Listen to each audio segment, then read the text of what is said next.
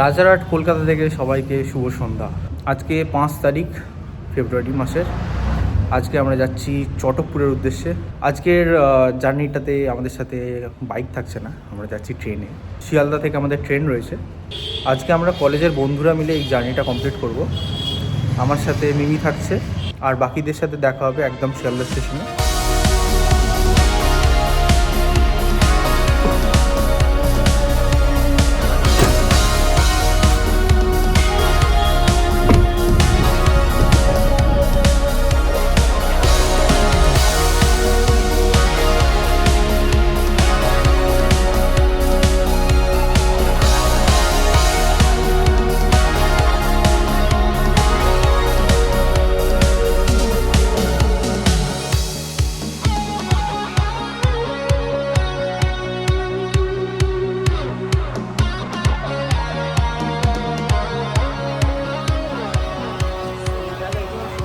আমাদের ট্রেন আসতে চলেছে 14 নম্বর প্ল্যাটফর্মে। আমরা এখন যাব 14 নম্বর প্ল্যাটফর্মের B3 কম্পার্টমেন্টের দিকে।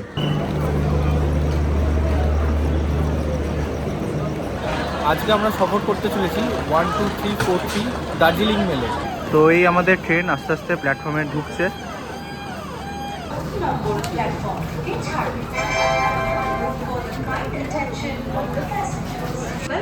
ঘড়িতে এক্স্যাক্টলি 10:16 আর আমাদের জার্নি শুরু হয়ে গেল চটকপুরের উদ্দেশ্যে। তো আমাদের সিট নাম্বার হচ্ছে 49 থেকে 54 অবধি। তো এইখানে আমাদের বন্ধুরা সব এসে গেছে। হচ্ছে সুস্মিতা, শাহানা, সুদীপ্ত, সন্দীপ, আর এখানে মিমিও আছে। এডিটিংয়ের সময় দেখতে পেলাম আমাদের আর 3টে বন্ধু যারা অন্য কামরায় ছিল, তাদের কোনো ইন্ট্রোডাকশন ভিডিওই তোলা হয়নি। এই হচ্ছে শ্রেয়সী, সৌমিক আর সাগর। মিমি ছাড়া এখানে আমরা সবাই কলেজ ফ্রেন্ডস। আরডিসি কোচ যেরকম হয় এটাও এক্স্যাক্টলি সেরকমই, নতুন কিছু দেখানোর নেই। তবে ভালোর মধ্যে একটাই যে আমাদের সিটটা মাঝামাঝির দিকে রয়েছে, তাতে আশা করি ডিস্টারবেন্স কিছু থাকবে না। বাথরুমের স্মেলও পাবি না, ওটাই। বন্ধুদের সাথে বেরোলে ব্লগ করা একটু ডিফিকাল্ট হয়ে যায়, তাও চেষ্টা করব এই ব্লগটা পুরোপুরিভাবে কমপ্লিট করতে। এই ট্রেনে প্যান্ট্রি কার্ড নেই, কাজেই খাবার মিমি নিয়ে এসছে, ভালোভাবে প্যাকিং করে নিয়ে এসছে, দেখাচ্ছি।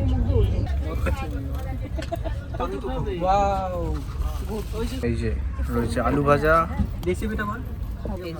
এই যে পরোটাও আনপ্যাক করা হয়ে গেছে।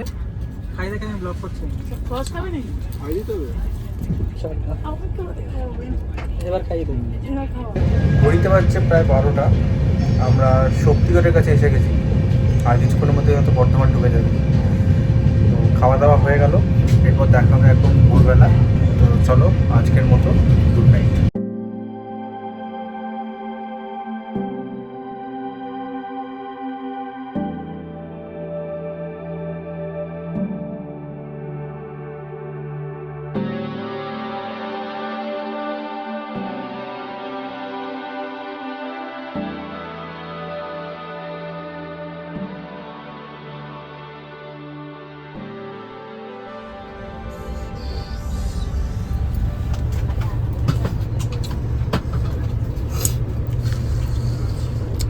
সাধারণত সকালবেলা চা খাওয়া হয় না, কিন্তু এই ট্রেনের চাটা বেশ ভালোই লাগছে।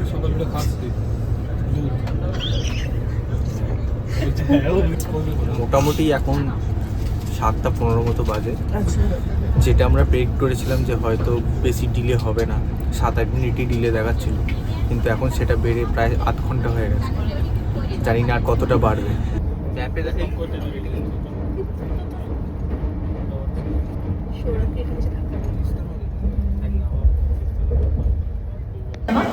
ঘড়িতে বাজছে 8:32। আমরা ফাইনালি এনজিবি পৌঁছলাম, লাগেজ নামানো হয়ে গেছে। এবার আস্তে আস্তে আমরা প্ল্যাটফর্মের থেকে বাইরে বেরোবো।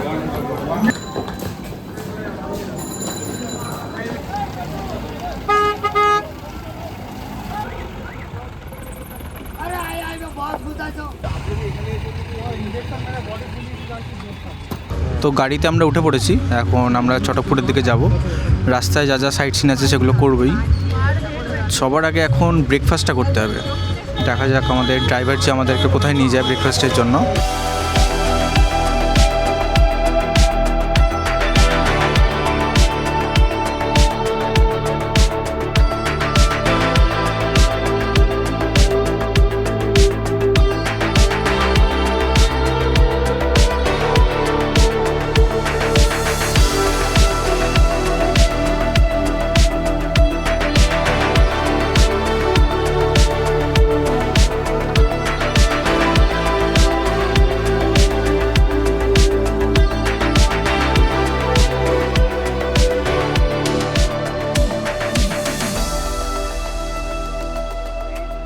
এই রাস্তা দিয়ে এসে আমরা দাঁড়িয়েছি এইখানে প্যারামাউন্ট হোটেল।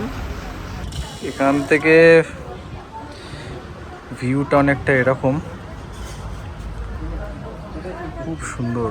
কুয়াশা রয়েছে, আদারওয়াইজ খুবই সুন্দর ভিউ। এরকম ভিউয়ের সাথে আমরা এনজয় করব চিকেন মোমো। পাহাড়ে এসছি, মোমো তো খেতেই হবে। আর এসে গেছে চিকেন থুপ্পা। এখানকার কফিটার সবাই খুব প্রশংসা করলো, তাই আমরাও 1 কাপ নিয়ে নিলাম।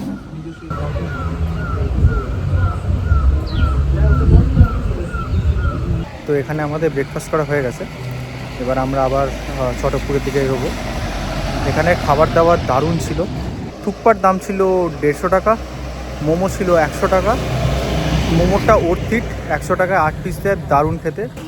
আর 50 টাকা করে কফি ছিল, কফিটাও দুর্ধর্ষ। তো চলো এবার বাকি জার্নিটা কন্টিনিউ করা যাক।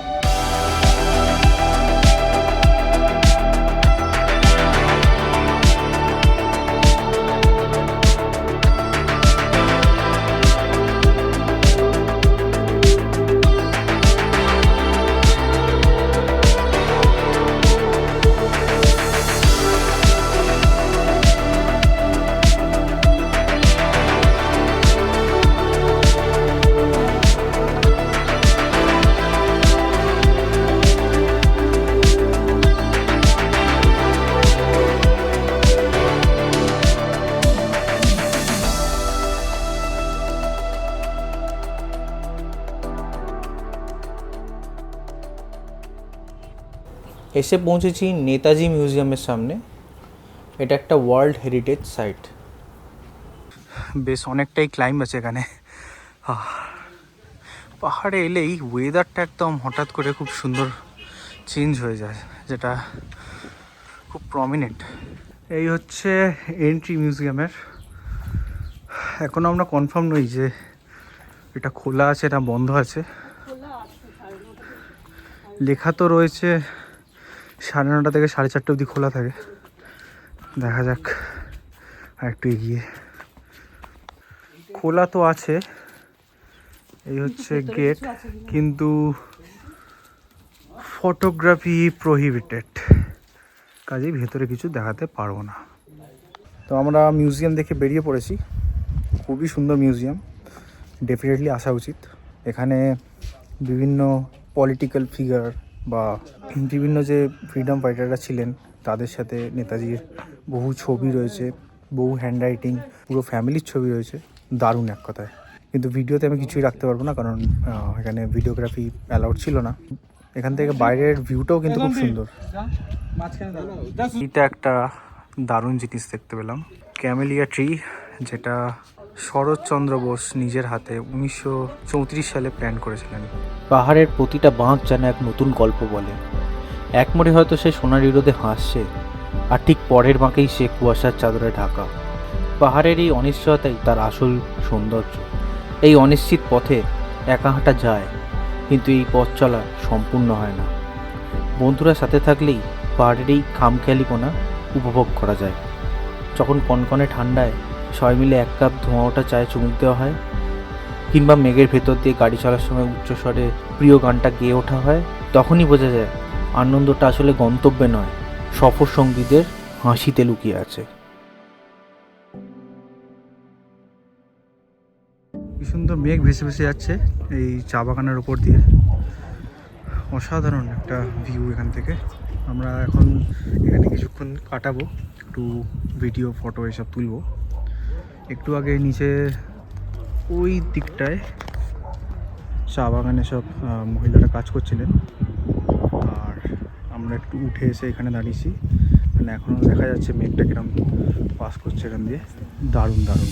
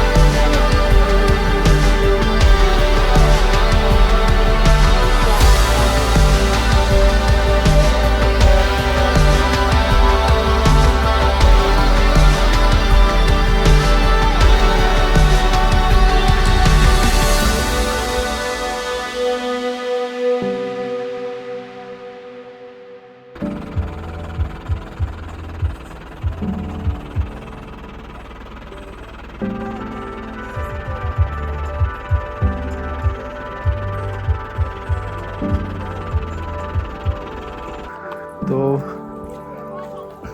আমরা মোটামুটি বিশাল অফরোডিং করে এখন হোমস্টের কাছাকাছি পৌঁছেছি। এখানে যেহেতু রাস্তায় সবে সবে ঢালাই করেছে, সেই জন্য গাড়ি এরপরে আর যাবে না।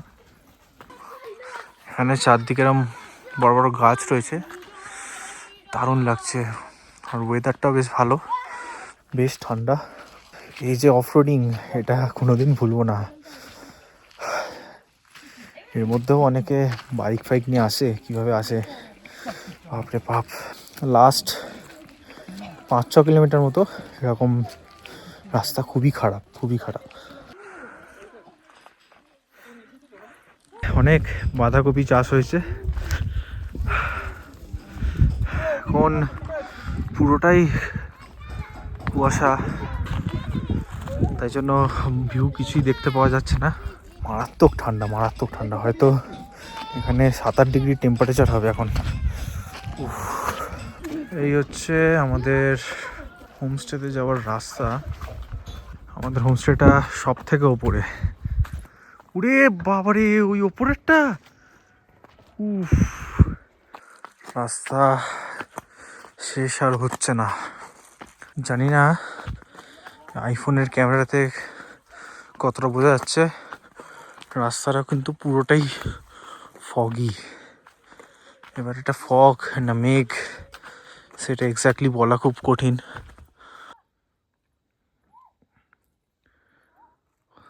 ফাইনালি এত বাধা বিপত্তি ক্রস করে আমরা এসে গেছি সানরাইজ হোমস্টেতে।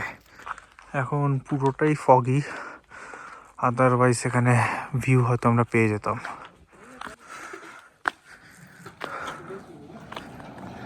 এই হচ্ছে আমাদের রুম। রুমে দুটো বেড রয়েছে, স্যার এখানে একটা বড় সাইজের উইন্ডো থেকে ভিউ হয়তো পাওয়া যাবে।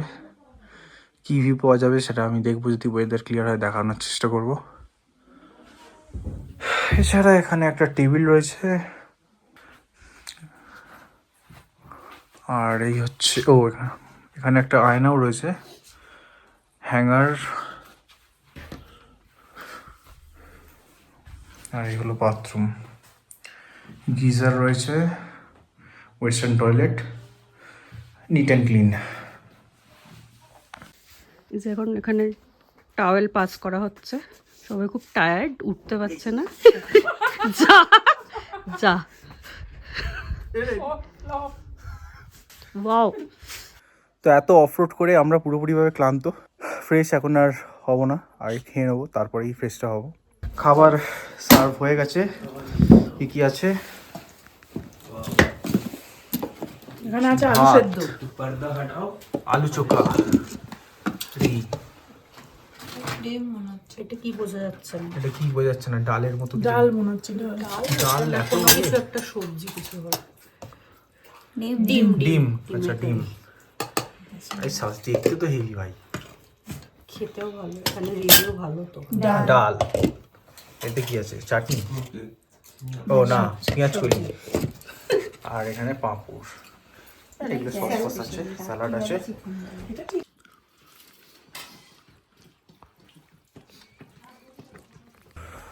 তো খাবার দাবার খেয়ে ফ্রেশ শেষ হয়ে এখন আমরা একটু বাইরে বেরিয়েছি হাঁটাহাঁটি করতে। এখন মেঘটা অনেকটা কেটেছে, তো সামনের ভিউটা অনেকটা ক্লিয়ার হয়েছে, দেখাচ্ছি কীরকম হয়েছে। এই হচ্ছে পুরো সামনের ভিউ। পেছনে হয়তো আরও কিছু আছে যেটা আমরা দেখতে পাচ্ছি না, কিন্তু এই পাহাড়টা এখন দেখা যাচ্ছে। আর মেঘগুলো এই যে ভেসে ভেসে বেড়াচ্ছে, এটাও এখানে চোখে পড়লো। এটা সিনচল ওয়াইল্ড লাইফ স্যাংচুরির আন্ডারে পড়ছে, আর এর অল্টিটিউড হচ্ছে 7887 ফিট, যথেষ্টই হাইটে রয়েছে এটা। ও নাইস, ওয়াও, কি দারুণ লাগছে দেখতে।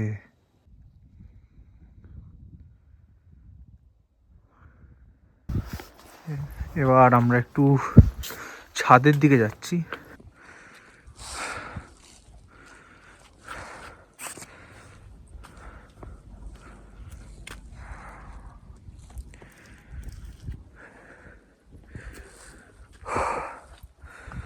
ছাদ থেকে পুরো 360 ভিউটা খানিকটা এরকম।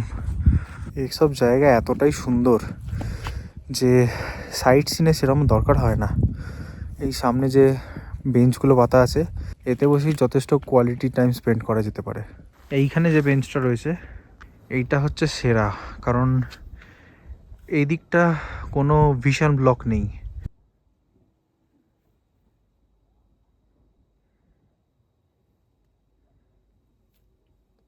তো ঘুরে টুরে এসে রেস্ট নেওয়ার পরই স্ন্যাক্সটাও এসে গেছে। এই হচ্ছে আমাদের পকোড়া, চা। আচ্ছা, পকোড়া ডিবুটা দে, পকোড়া ডিবু বলো। এটা কি পকোড়া? চিকেন পকোড়া।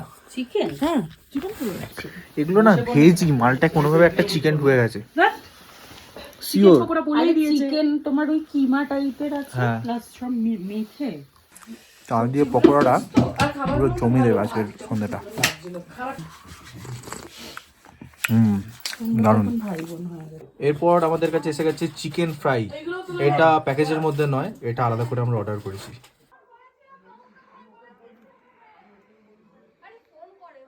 তো এখন অলমোস্ট 12টা বাজে, বাইরেটা পুরো নিস্তব্ধ হয়ে গেছে। আর ডিনার আমরা আর করিনি সেইভাবে, কারণ যে পরিমাণ চিকেন ওখানে ছিল সেটা শেষ করেই আমাদের পেট মোটামুটি ভরে গেছিলো। তো যাই হোক, রাত্রিরে এখানে একটু বেরোতে বারণই করেছে, কারণ এখানে নাকি ব্ল্যাক প্যান্থার বা লেপার্ডের দেখা মিলতে পারে, সেটা কোনোভাবেই কাম্য নয়। তাই আমরা এখন রুমে চলে এসেছি। কালকেও আমাদের সাইট সিন আছে, দেখা হচ্ছে একদম ওখানে।